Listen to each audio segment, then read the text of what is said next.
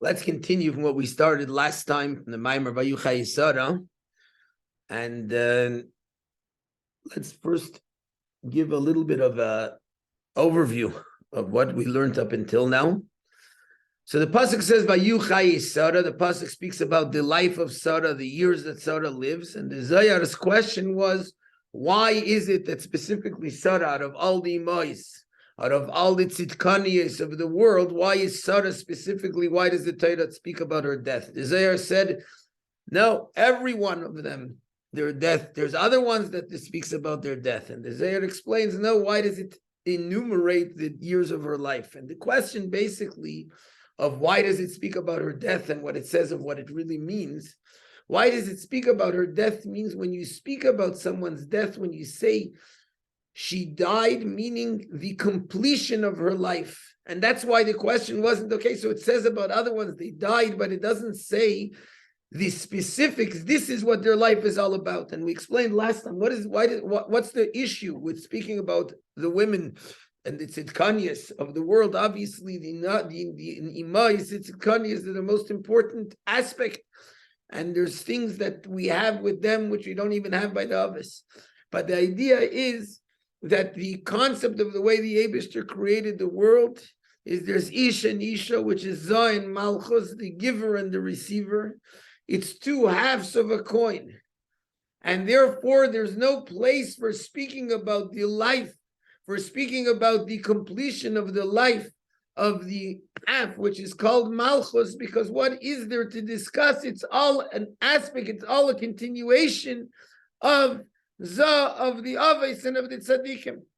It doesn't mean that they didn't accomplish greater things and amazing things, but it means that to enumerate and to talk about the years of the life means there's something there in it as in of itself. And in essence, if we'll go even deeper to understand the concept of what it means, why don't we speak about, why shouldn't the Torah say about Chayei Sarah? What does life mean? Life means connection to Lakus. Life means the fact that there's light and a godly light that shines and reveals in the world. Life is something which is essential. Now, with regards to Malchus, Malchus is all about receiving a higher light, receiving something else. Malchus itself, there's no place to talk about the life of Malchus, because what is there in the life of Malchus? The life of Malchus is all about what it gets from above. And what does the Zohar explain? That it says, Vayehiyu Chayei Sarah, the life of Sarah was. What is the life of Sarah? Meya Shana ve'esrim Shana ve'sheva Shana.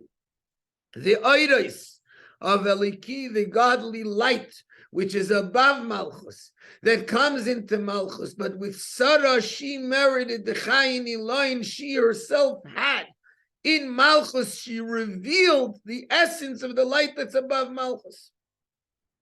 And then we continue, Vidil Kach, begin Kach Dila Avu Chayin, and that's why Shnei Chayei Sarah, the life is hers because of this fact that she brought down these Chayin Eloin into Malchus, the higher form of life into Malchus. Now the question is, now the Rebbe Rashab still goes on in the Maamar to explain this. And why does the Rebbe Rashab still find the need to explain this? Because what does it mean, Dila Avu Chayin, the life is hers? The fact that she brought down Chayin Eloin, so that's enough. What's it mean, Shnei Chayei Sarah? And so he explains that the concept of Shnei Chayei Sarah means that she drew down this light into the worlds of Biyah, meaning not only that she lived with this higher form of life, with this higher form of light, but she even drew it down into the world, and that's why it's Shnei Chayei Sarah, the life is hers. Now the Rebbe's question is, the Rebbe Rashab in the Maamar explains the idea of Yisri Noretz Bakoil, Imelech L'Sad and Nevad, which that explains, and that's necessary. That's the whole point of the Maamar, to explain what it means that the lights which are above Malchus come into Malchus. But the question is, why does he first say Vayehiyu Chayei Sarah and then go into the whole explanation and only then explain that she brought it from Malchus of Atzilus into Biyah? Meaning that seemingly the whole idea of Vayehiyu Chayei Sarah There's one aspect, one single thing, and the one single thing is the fact that she's able to draw down a higher light into the world. Once she draws down the higher light into the world, then we say even further, she even drew it into the worlds of Biyah. But seemingly this is all one aspect, one single concept of bringing down the light which is above Malchus. So explain that whole concept first, and then explain the pasuk of Yisinodes Bakoil. And as we said last time, when the Rebbe asks a question in the Maamar, it's not just a question. It's establishing a whole different form of looking of things, which means that there's two things. There's two separate concepts. There's bringing down the Chai Niloin into Malchus, that's one thing. And then it's only after an added explanation that we can go on to the next concept, which is something on its own, which is bringing it down into the worlds of Biyah, bringing it down even to the lower worlds of Biyah. In order to explain this, so we have to go on and to explain the idea of Yisinodes Bakoili. But before we explain this pasuk, let's go back to what we began with last time, which is the whole idea of the Miyut HaLevana. So we mentioned that the moon comes to the Eibishter, and the moon says, what does that mean? What is a king? A king is someone who rules, someone who has the essence of everything themselves. Shnei Melachim means there is Vayas Elikim es Shnei HaMa'oires HaGdolim, the two sources of light.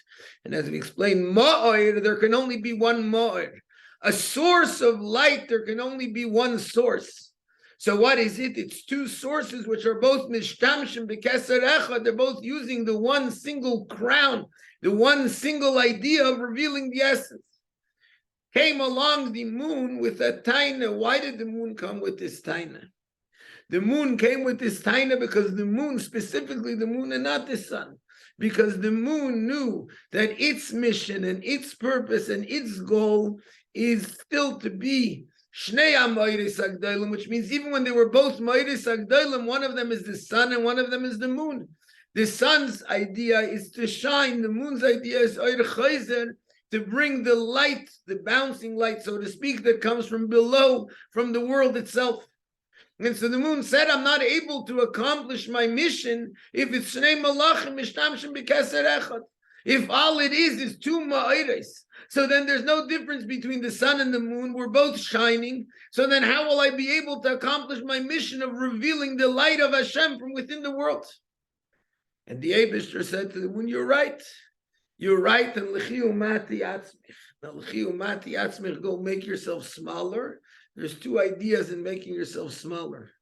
There's one thing, as we mentioned last time, that the Eibishter says, Viyehiyu alei kapara shemi'atiti eseyoreach. The Eibishter said, I made the moon smaller. In other words, the making the moon smaller first is what the Eibishter does. What does the Eibishter do? The Eibishter takes a moon, which is a moed hagadol, which is a moed, it's a source of light, and he changes that rather than being the giver, it becomes the receiver. Rather than being the source, the moed, it now becomes something which its whole entity is that it receives the light from the sun. And then the Eibishter says to the moon, now, l'chiu mati atzmich, go also and make yourself small. Make yourself small, and it's interesting that the Eibishter uses the word lichi umati atzmich, which means there should be a journey. Besides for the fact that the moon is now the receiver and it receives the light from the sun, it needs to have a journey in which it goes around and around, and where it goes becomes smaller and smaller as it goes along, and as a result of that, it's able to receive and start and begin again with the new light until it reaches its completion, and then again it becomes smaller, and that's lichi, that's a constant journey that the moon has. Lichi umati atzmich. And as a result of these two things, and the Eibishter says to the moon, and tzadikim yikaru al shemeich, Yaakov hakatan, David hakatan, which means that the tzadikim, they'll also have this idea of bittul, total bittul to lakos, and that's the completion of the idea of a tzaddik. And as a result, they'll be able to also become totally one with the lakos, and therefore you'll also have this idea. In fact, you'll give the inspiration to the tzaddikim of being able to do this. Then as a result of this, we come to La'asid Lavai, specifically through the fact that the moon became smaller, and specifically through the Miut HaYoreach, with the Avodah throughout the time of the small moon, then we get to La'asid Lavai, to the ultimate Gili of La'asid Lavai, V'haya Eira Levana, Ka'eira Chama, which means that the light of the moon, number one, will be like the light of the sun, which is a few aspects of it. Number one, that Mati Yatzmech will be reversed, and the moon will always have the full light. It will have the complete light, just like the sun. Then we go even further. Just like the light of the Shiva Simei Bereshis, when the moon was a Moira Gadol, means it will return also to the fact that the moon itself will also be the Mashpia. And to the extent of Kamaisha Isa Kaidam Yuta, it will receive and reach the completeness of what it was before, and meaning of the purpose of why it became smaller, which the purpose of it becoming smaller was in order to bring a much greater light, a much greater idea. Let's look at this concept in the way it is in Malchus, and therefore in the Pasuk and Mishlei of the Yisrin Aretz Bakoili.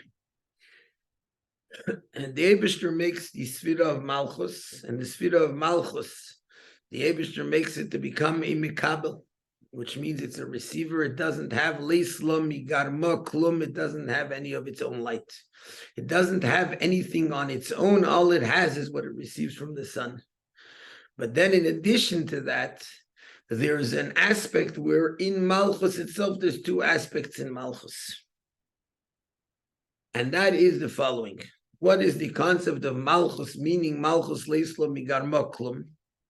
Malchus becomes like the moon, where it's only a receiver, where its entire essence is that it doesn't have its Malchus, kingship, meaning a separate entity that doesn't have any oiraliki, any godly light, to the extent that you can't say about it seemingly Viyu Chayei.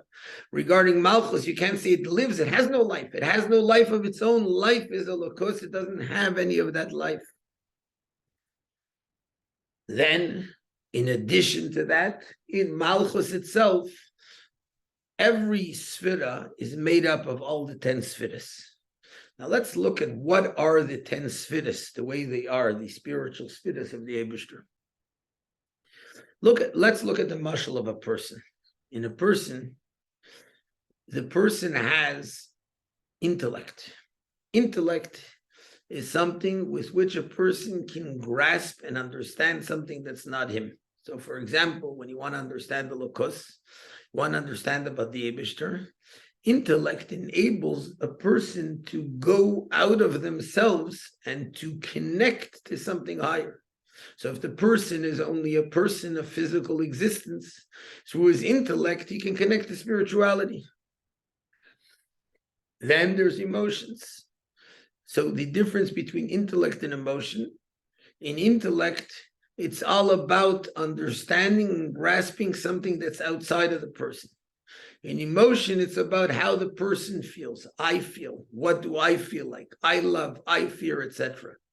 But the emotions are a light, which usually even comes as a result of intellect, because through connecting and understanding and grasping that thing which is outside of the person, now I can relate to it.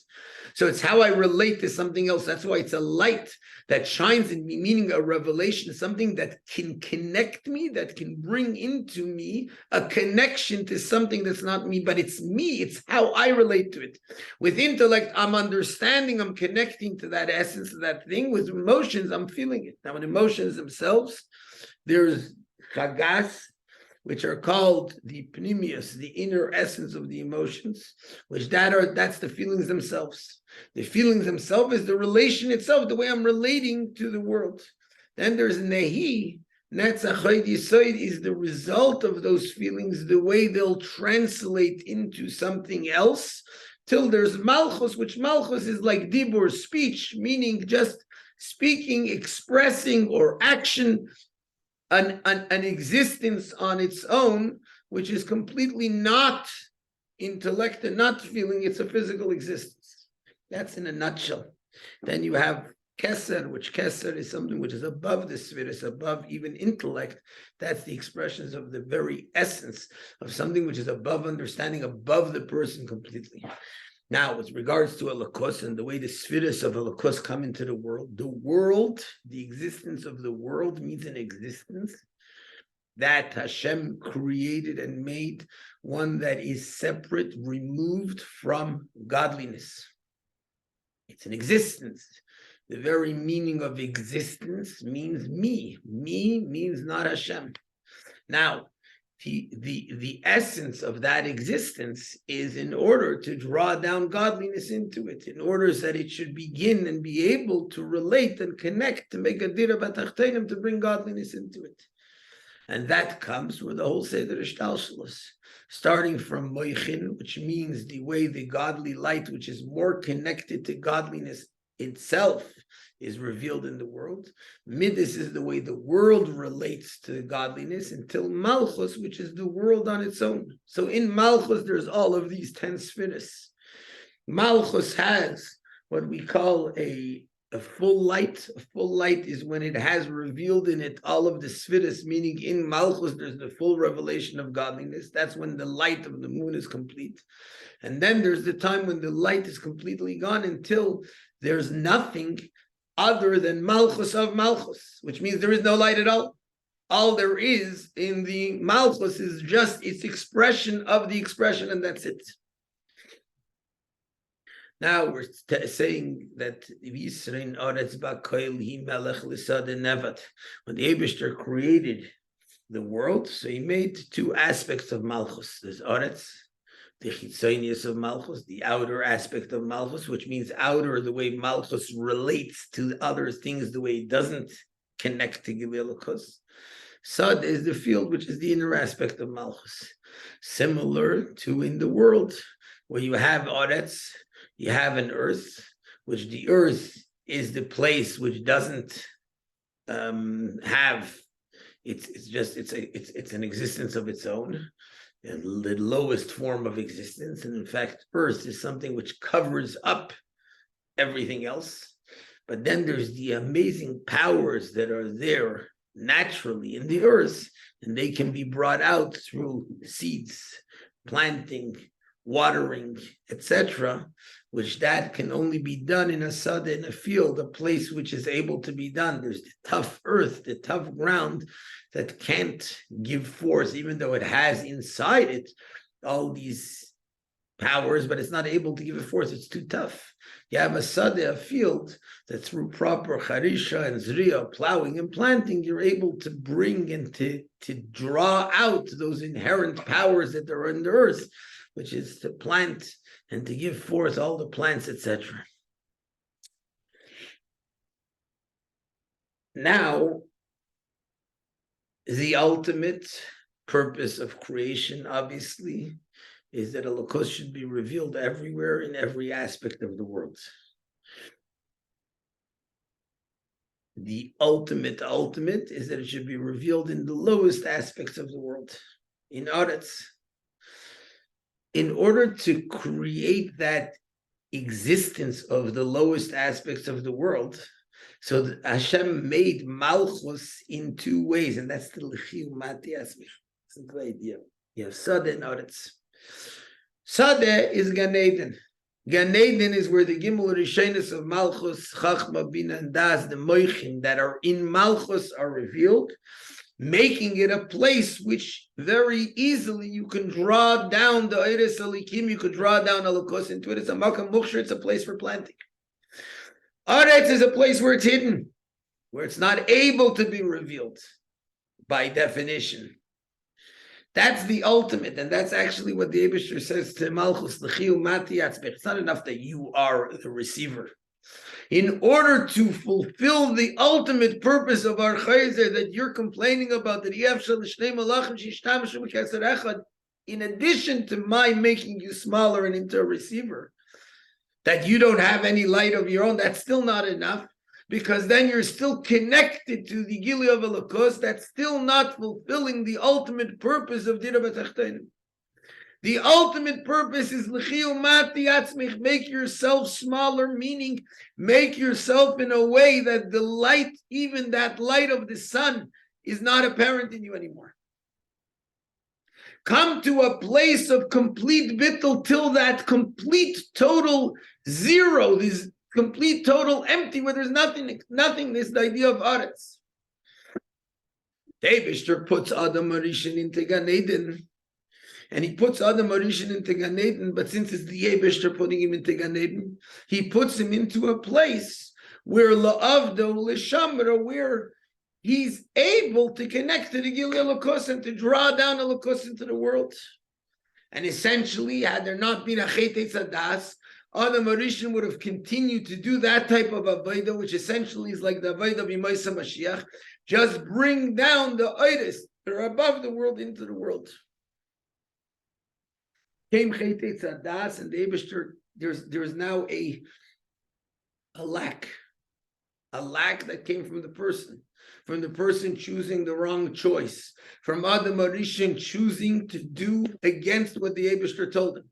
That means going against the whole idea of Gilui Elokus by choosing the wrong choice.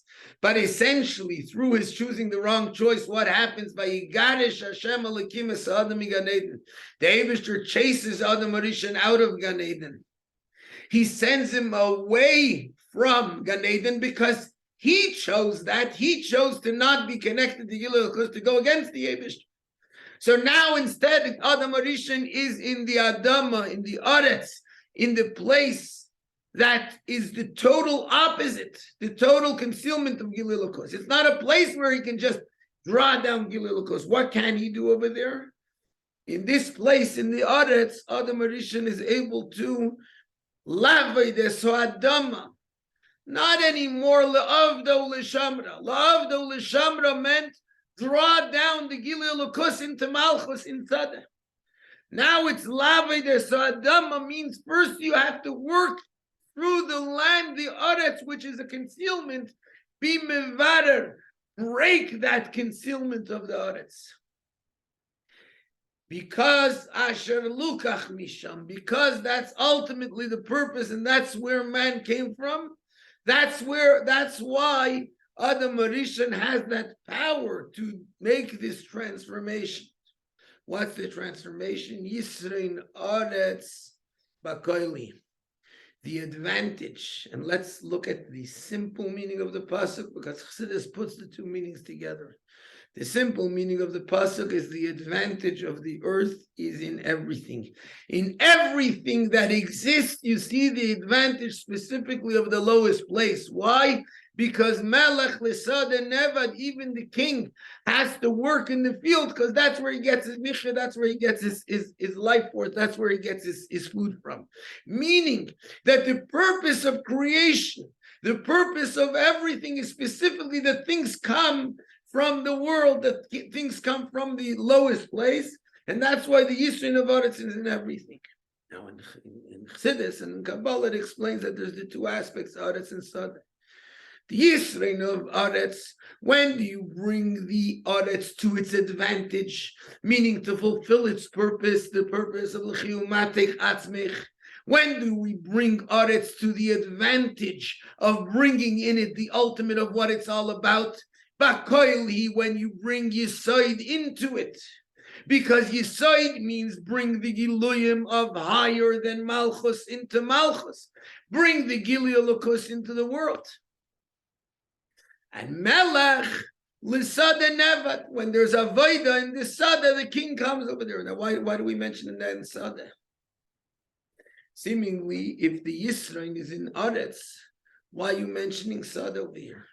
It's in Aretz, that's the Yisrael. And the explanation is because in Aretz, there's no possibility of Avodah in Aretz. You can't do Avodah in Aretz. Aretz is not a place where there's able to be Avodah. Let's take it more than that. A person cannot, it's impossible to get the Gilui of Yisoid into Aretz. Aretz doesn't connect to Yisoid. It doesn't have with what to get it. You can't bring Yesod into a place that doesn't even have the Gimur Rishenis of Malchus. Malchus of Malchus doesn't have the Keli to be able to get that Gili of Yesod. So how does a person, how does Adam Arishan, how does the person bring the Gilui of Yesod into Aretz, into such a place that seemingly doesn't connect? So let's look at again, at the mashal from the moon. And Memela, the whole idea of Malchus and the way it is, and with this we'll see it, how the Rebbe continues to explain in Nois Gimel and Dalet of the Maamar. What is the moon? What did the Eibishter make the moon? The moon is something which its whole essence is that it can't have its own light. The only point of light that it has is what it receives from the sun. Further, there is the time that the moon does shine. In Chassidus, Kabbalah, this is called the Chatzi Kader Ha'elyon of the Levana. The top half of the moon is the part that receives the light of the sun and therefore shines. The Chatzi Kader HaTachtin, the bottom half of the moon, is the part which doesn't see the sun, the light of the sun, and therefore doesn't shine, and that also expresses itself in the month, the beginning of the month, where it's becoming more and more light, and the end of the month, where it's becoming less month. And specifically, there's the two opposites of Tezvav LaChedesh, when the moon is full, in its fullest capacity, and Erev Rosh Chodesh, when the moon is in its zero capacity. The moon, by definition, even when it's fully shining, is not something that is its own. It's only something that can receive the light of the sun, and therefore, the idea of Malchus, even the way it's in Atzilus, the idea of Malchus is dibur, speech, which means its whole purpose is for something else. When it comes and loses, when it doesn't have the light of the sun, it doesn't have the Gilui of the Shemesh, it doesn't have any type of revelation inside it, it's then not expressing the light of the sun, and therefore it has seemingly nothing. But now let's look at it. When the moon does have the light of the sun, it's taking the light of the sun and making it into the light of the moon, so it's changing it. And like the mashal of Dibur and the mashal of Malchus, therefore, also, is that when a person speaks, expresses the midas, he's changing them. They're now no longer the feeling, now it's speech, it's words that are expressing the feeling, especially actions, even more than that. So it's a change. So yes, there's the feeling that powers it, but it now changed that feeling, so now it's no longer the Gila and the Alderech Zem Malchus. When Malchus expresses the light of Elokus, it's not anymore light of Elokus, so it can't be called life. It's not light of Elokus anymore, it's now the light of Malchus. It's now a light which comes into an existence that's separate from Elokus, the opposite of everything that Elokus is all about. And therefore, like this, the regular idea of Malchus is that Malchus receives from Yesod, receives the light of Yesod, and therefore when it receives the light of Yesod, it now changes that light to become the light of Malchus. It's the light of the moon rather than the light of the sun. But when there is the Yisrain Aretz Bakoili, which is the Yisrain specifically in Aretz, specifically Aretz that doesn't have any revelation of light, where the light is not revealed, when a person can go and break what Adam Arishan went, break the concealment of the earth, reveal the reality in the earth itself, how it's Yisrain, how its whole purpose is the advantage, its whole purpose is to reveal Elokus, because that's what its essence is. then it's not revealing a light of Malchus, because it doesn't come out as a shine of Malchus, because even then it doesn't shine as Malchus. It's still not revealed there. So then it's the light of the sun itself, the way it connects to the moon, because the moon isn't revealing any light at that time. It's the second half of the moon. It's the bottom half of the moon. It's the place that doesn't reveal light. Where is the light able to be revealed?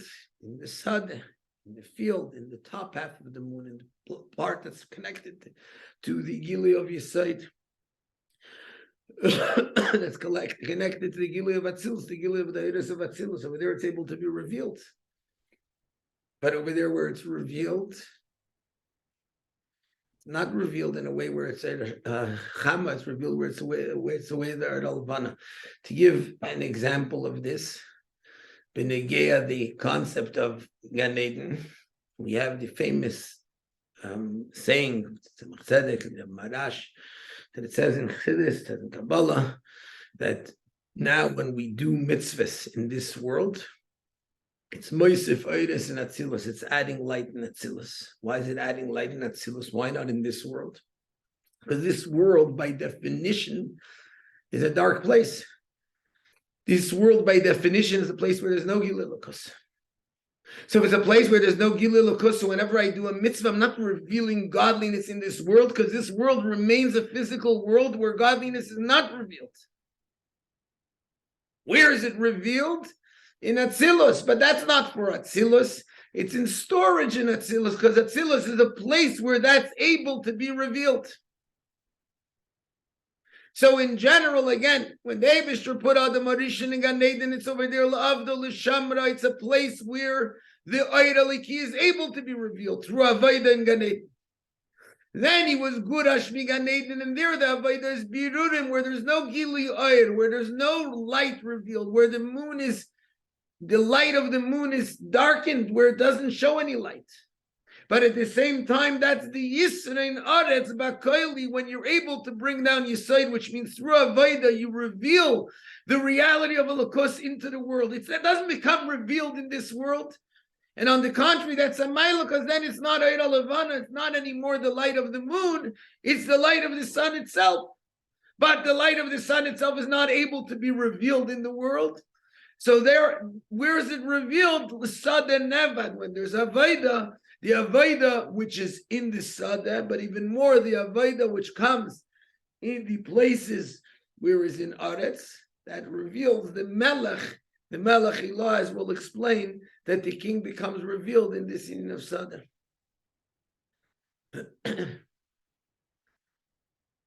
So in Inyan, we still have two things. We still have Gan Eden, which seemingly doesn't need the Gilui, because over there is the Gilui. We have the world of Atzilus, where godliness is revealed. We have a concealed world, a hidden world of Aretz, where godliness is not revealed. But through the Avodah, Yisrein Aretz, Bakoili, we bring down Koil, we show the reality by breaking that concealment of how the world is really, the Aretz is really a Gili for Yesod, for the oil of the Shemesh itself. So although it's not revealed now inside the Aretz, but in Sadeh, that brings down the Gilui, the greatest Giluyim, in the place where it's able to be revealed. That's a reason why we say that Sadeh Nevad is also Sadeh of Lu'umasa, the Sadeh of Klippa. Sadeh is Kedusha. Aretz is a place of concealment.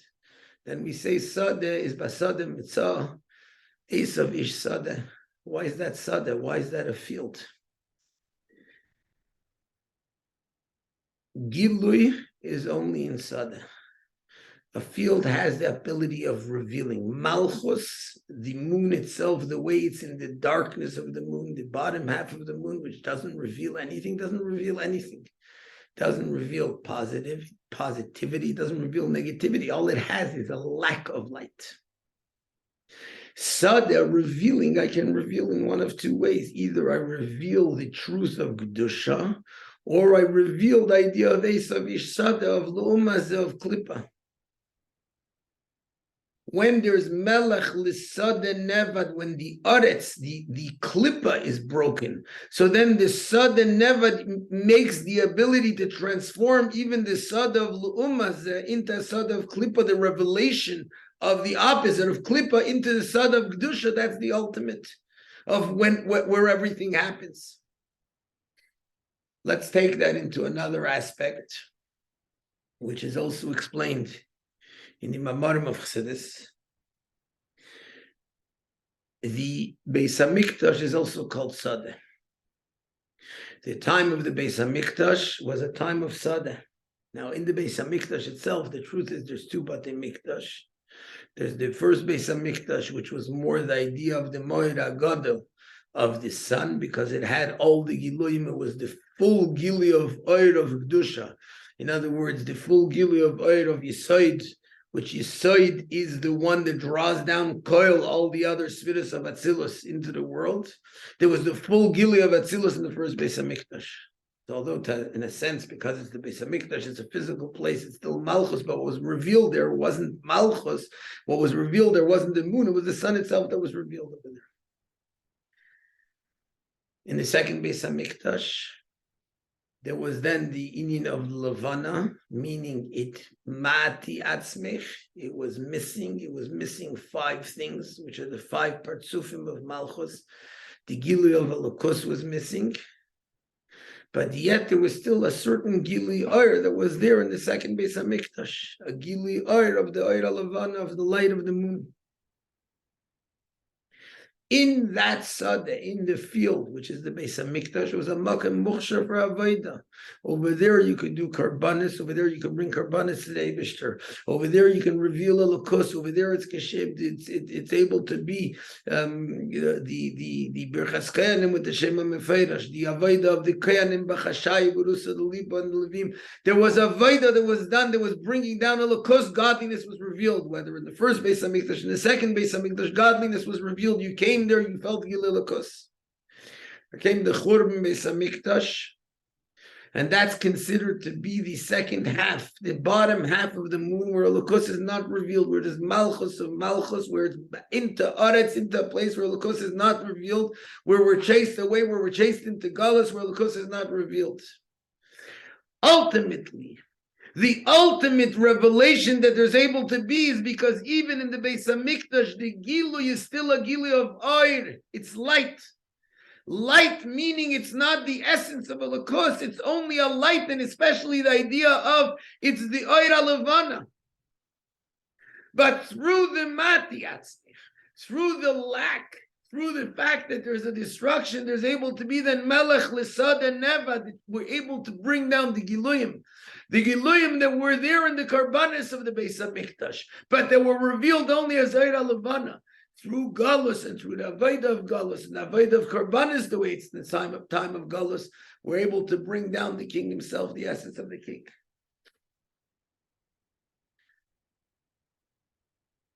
This idea is there, interestingly, in the course of the year. Tisha B'Av, which is near the beginning of the month, the moon becomes smaller. Tisha B'Av is when there's the greatest chisar and the greatest destruction of the moon. What happens on Chamisha Asar B'Av when the moon becomes full? We say a very interesting thing in Chassidus is that specifically Chamisha Asar B'Av is the time when there's the revelation of the Oir HaLevana, of the light of the moon itself. What does it mean, the revelation of the light of the moon itself? Because of the Yerida, because of the destruction, because of the lack, it's no longer the Oir Hashemesh, which becomes the Oir HaLevana. It's the Oir which is Kavua. It's not a separate thing. It gets the Gilu of Yisoid that's revealed when the moon is full on the 15th of the month. That starts. Continues on with Chafav, which Chafav in general is connected to Chamisha Asar B'Av, because at that time also there's the idea of the Gili of Meah, Bata Yisrael Ma, the Gili of Meah, the Mesiras Nefesh, the Gili of the Karban, which just like there was the Karbanis Eitzim on the 15th of Av, also on the 20th of Av. In general, it's a connection, it's a direct connection. Those two, Chaf is the Keser, which is revealed as a result. And that's when Chafav, you start the preparations of the idea of And that's when there comes the Gili of Aryeh, the Aryeh of which is Elul, Rosh Hashanah, Yom Kippur and Hoshana Rabbah. It goes through the king going into the field, the king coming into the field, Lisad and Eva, the king being revealed in the field, and even in the field of Lumaz, in the field where there's negativity, where there's a total lack, where there's a total opposition to Gilul Kos, and Dafka through that is where the king is revealed in his full essence, to the idea that that's what becomes revealed in Rosh Hashanah Yom Kippur. And then we get to the 8th month, the month of Cheshvan, which is the month of higher than Ishtalshalos. 7 is still the Shleimus of Ishtalshalos, and the month of Cheshvan is the time when, although the first Beis HaMikdash was Nischanich, it was dedicated in the month of Tishrei, the 7th month, the Chodesh HaShvi, the month where there's Gili Elokos, the fullness of the moon. It was really completed in Cheshvan, but at that time wasn't able to be revealed because it's Giloyim. Giloyim can't come in the number 8. And Dafka, the 3rd Beis HaMikdash, which is the complete Gilui of the essence, that's Dafka in the month of Cheshvan. And here is an interesting thing, and I'm not going to go into that, but Ten L'chacham V'ech Kamoid, but how the Rebbe said a Maamar Chavav, the Rebbe gave out a Maamar Chavav, Dafka in the time, the year which gives us the koyach for a time of concealment, which is going to bring the ultimate revelation by us connecting to the essence of what it's all about.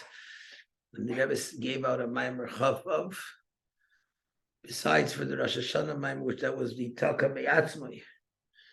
No Maamarim until Chav Cheshvan Chav, the Esrim, the Keser of Cheshvan Dafka, where there's the complete Gilui. And what's the Maamar Vayehiyu Chayei? Okay, but let's get back now to the ideas in the Maamar. So what do we see? To bring out what we learned up until now, so we can continue on into Oisios. We learned until now was the fact that the Malchus, the definition of Malchus of the moon is that it receives from the sun, but it by definition is a place where that Gilui is hidden, where on the contrary it becomes its own existence, and therefore it's not shaykh that it should have any concept of life, any concept of Gilui. But there's a place where the moon receives the light of the sun, and where it's at least revealing and shining and showing the light of the sun.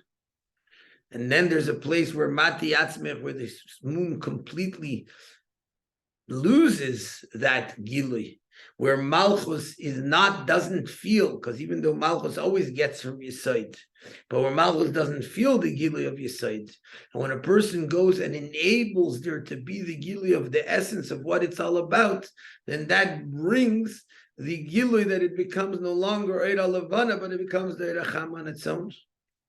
So you still have Gan Eden where it's revealed, where there's Gilui Oir, and then you have Aretz where there's no Gilui Oir, and over there is the Yisra, and that's what we're going to continue to explain why there's the advantage Dafka in Aretz, and Dafka, that's what brings the Gilui of the Melech Hilah. In Aretz and even in Sada of Lomaz, the total lack and the total thing which seems to be completely opposite, because that's the idea of tshuva, of revealing something which is higher and deeper. And so the Rebbe continues to explain in Oisios that the idea of Yesod is called Koil because Koil is Gematria 50, because in Yesod there's the Nun Shari Bina which comes down into Yesod. What does that mean? In essence, what is Gilui Oir, as we explained earlier? Moichin connects to something which is not me, connects to Elokus. Midas expresses how I feel that revelation. So if I want to go into what really is Midas, Midas is the full revelation of the Moichin, of the Shari Bina, of the Nun Shari Bina. That's why Yesod is called Koil, because in essence, what does Yesod connect to? And what does Yesod reveal? The Nun Shari Bina. But the difference is that the way it is in Yesod, which means the way it is in general when it's revealed in Gan Eden, which is a Gilui Oir, it's a revelation, it's a connection, it's a feeling then it's still connected to me. Malchus is the way it's connected to the Zulas. Chitzonius goes to something else. Midas is the way it's connected to me, but it's still me. It's still an existence. It's still an existence which is a me of my feeling and my connection. When it comes to moichin, moichin is how I'm connecting to something which is above me. That's the true connection to Lukus.